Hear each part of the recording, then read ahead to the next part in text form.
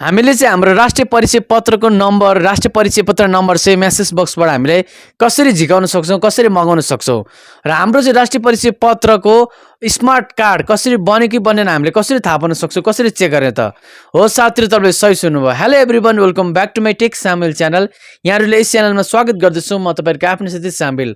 आजको भिडियोमा म कुरा गर्न गइरहेको छु। यदि तपाईँले पनि बायोमेट्रिक दिइसक्नु भएको छ भने राष्ट्रिय परिचय पत्रको लागि यहाँनिर नेसनल आइडेन्टिटी कार्डको बायोमेट्रिक दिइसक्नु भएको छ, फर्म पनि पाइसक्नु भएको छ र तपाईँले नम्बर चाहिँ कसरी पाउने हैन, कतिजनालाई नम्बर अब जस्तै पासपोर्ट बनाउनको लागि नम्बर चाहिन्छ, धेरै कामहरूको लागि हामीलाई फर्महरू भर्नको लागि हामीलाई चाहिँ नागरिक यो नेपाल राष्ट्रिय परिचय पत्रको नम्बर चाहिने गर्दछ।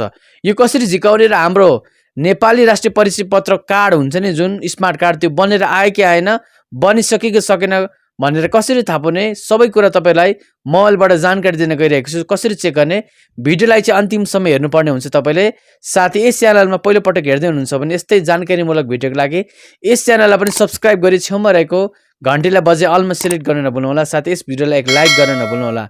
आउनुहोस् सुरु गरौँ आजको यस भिडियोलाई।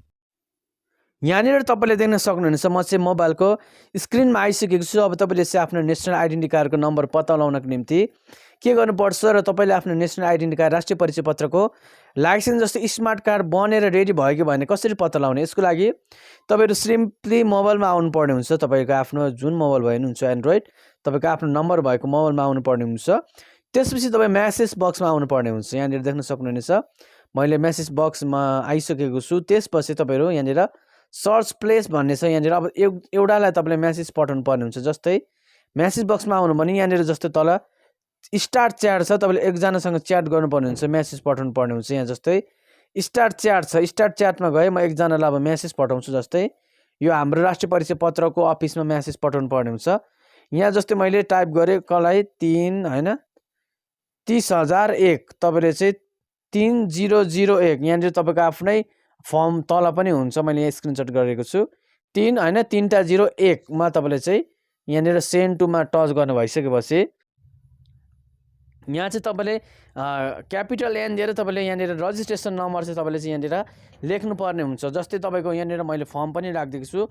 फर्मको सबैभन्दा माथि आवेदन नम्बर तपाईँको, अब त्यो चाहिँ तपाईँले आफ्नो अनलाइनबाट गर्नुभएको थियो भने अनलाइनमै गएर त्यहाँ पनि हुन्छ। तपाईँको आवेदन नम्बर राखेर चाहिँ तपाईँले सेन्ड गर्नुभयो भने तपाईँलाई 2-3 दिनमा चाहिँ तपाईँलाई म्यासेज आउँछ। यहाँ तपाईँले चाहिँ त्यसरी क्यापिटल एन र स्पेस लेखेर आफ्नो रजिस्ट्रेसन नम्बरमा 3001मा तपाईँले पठाउनु भयो भने म्यासेज तपाईँको लगभग हप्ता दिन 2-3 दिनमा एउटा म्यासेज आउँछ। यहाँ देख्न सक्नुहुन्छ मेरो आइसकेको छ।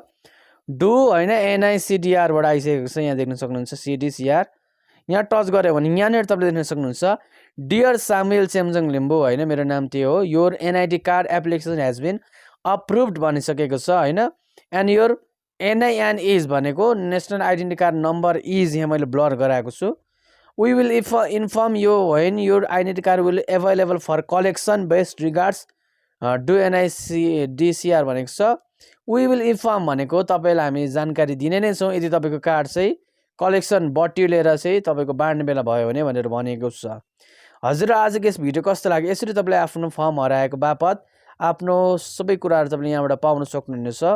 अनि तपाईँले राष्ट्रिय परिचय पत्र बनेको भनेर यसरी तपाईँले चाहिँ बुझ्न सक्नुहुनेछ। भिडियो मन पऱ्यो भने भिडियो एक लाइक गर्न नभुल्नुहोला। साथै धेरै भिडियो यसको लागि मैले बनाइसकेको छु। सबै भिडियोहरू तपाईँले चाहिँ डिस्क्रिप्सन बक्सबाट एउटा गरेर हेर्न सक्नुहुनेछ। कन्फ्युजन भयो भने र केही कन्फ्युजन छ भने तपाईँले चाहिँ कमेन्ट पनि गर्न नभुल्नुहोला। तपाईँहरूले देखिहाल्नुभयो हामीले चाहिँ राष्ट्रिय परिचय पत्रको नम्बर कसरी मगाउन सक्छ यदि तपाईँले फर्म हराउनु भयो भने, र हाम्रो राष्ट्रिय परिचय पत्रको कार्ड बनेर रेडी भयो कि भएन कसरी चेक गर्ने सम्पूर्ण जानकारी दिइसकेको छु। तपाईँहरूको पनि यदि बनिसकेको छ, मोबाइलमा मेसेज आएको छ भने अब तपाईँको लगभग 6 महिना 1 वर्षपछि तपाईँको भटाभट तपाईँको फोन आउँछ, मेसेज आउँछ र तपाईँले आफ्नो जिल्ला प्रशासन कार्यालयमा गएर चाहिँ तपाईँले चाहिँ राष्ट्रिय परिचय पत्रको कार्ड चाहिँ तपाईँले लिन सक्नुहुनेछ। भिडियो मन पऱ्यो भने भिडियोलाई एक लाइक गर्न नभुल्नुहोला। साथै च्यानललाई पनि सब्सक्राइब गर्न नभुल्नुहोला यस्तै जानकारीमूलक भिडियोहरू हेर्नको लागि। आजले यति नै, धन्यवाद, बिदा पाऊँ। जय नेपाल।